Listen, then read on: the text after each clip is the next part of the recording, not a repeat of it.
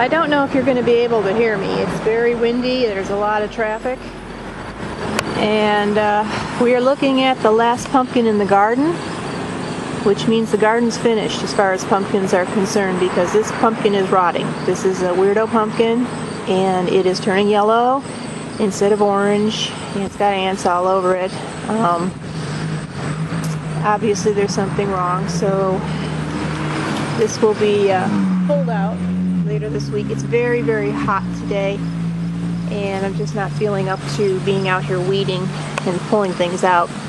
Next to it, if you've been watching my videos all season, you know that something interesting came up among the tomato plants. My patented local tomato plants that only grow here.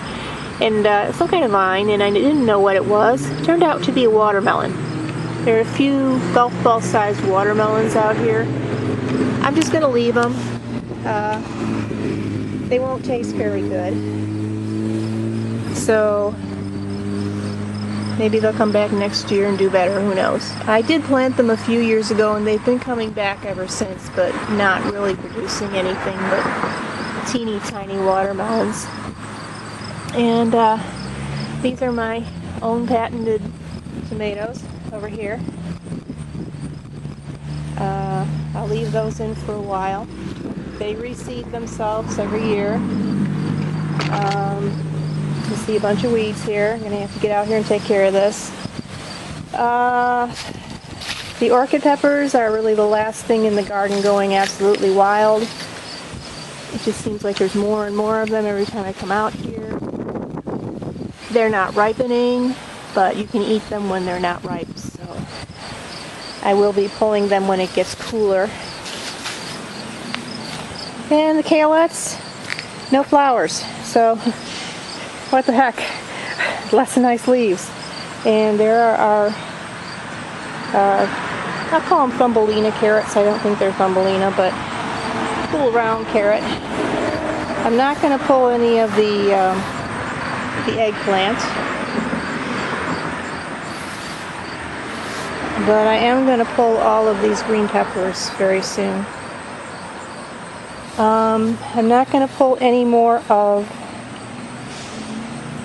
the Beefmaster tomatoes because they're all getting eaten at this point. Yeah, everything's got some kind of a disease or it's got a bite taken out of it, so just going to leave them go. And these are the interesting tomatoes that came up on their own this year. They turned salmon colored. They're very small. Put my hand here. I don't know if you can see what I'm doing. There it is. And that's as big as they get. And they turn salmon colored and have a very vivid flavor, is all I can say. And these little seeds down here, not so little seeds, that is a seed from a Pikes Peak. I might even keep this since they fell here. Pikes Peak sunflower. They are, as you can see, longer than a regular sunflower seed. There's a few more weirdo tomatoes over here. If I can actually get my camera to focus on anything. There we go. That's a good sized one. There's a little one down here I just stepped on. Here is a Pikes Peak flower. And what's interesting is usually the sunflowers get eaten either by birds or by squirrels. And the squirrels have taken maybe a bite out of this one sunflower, but they're leaving the Pikes Peak alone. So probably these don't taste very good. The seeds are falling out. Usually they don't get a chance to fall out, except for maybe one or two, because they get eaten by the birds, they get eaten by the squirrels, and that is just not happening with Pikes Peak. So I assume they don't taste very good. And over here, this definitely will get eaten. This is a Russian mammoth sunflower. And those are definitely smaller seeds that will get eaten by squirrels and birds. So really the garden's at an end here. Just decided to come out here and bring you up to date. But when it cools down, I'll be out here probably on Saturday. It's supposed to be nice and cool. And I'll be out here ripping out weeds and taking out the last of the produce, except for the carrots and the radishes. So, like I said, the Mad Hatter peppers, or orchid peppers, whatever you want to call them, are going absolutely wild. That's about how big they are. So I'll be pulling those too. And we did get one pumpkin out of the garden this week.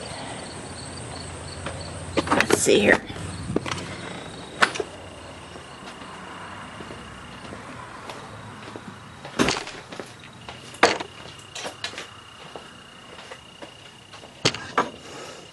I'm wondering if instead of a weirdo pumpkin, this was actually a rival. That would make 20 rivals.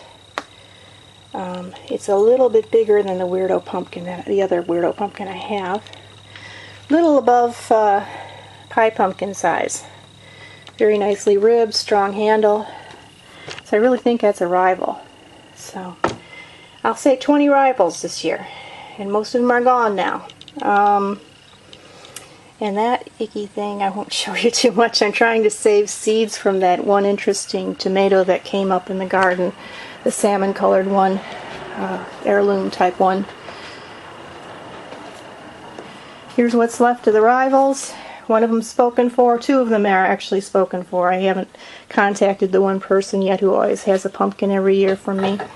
And I'll end here. This is a weirdo pumpkin. It's a large pie pumpkin. You can see the handle's nowhere near as big as that other one I showed you, so this is definitely a weirdo. It's the only one to survive to harvest. So yeah, that's it. And I may see you with a post-harvest video, but if not, I'll see you on Halloween. And take care. Bye.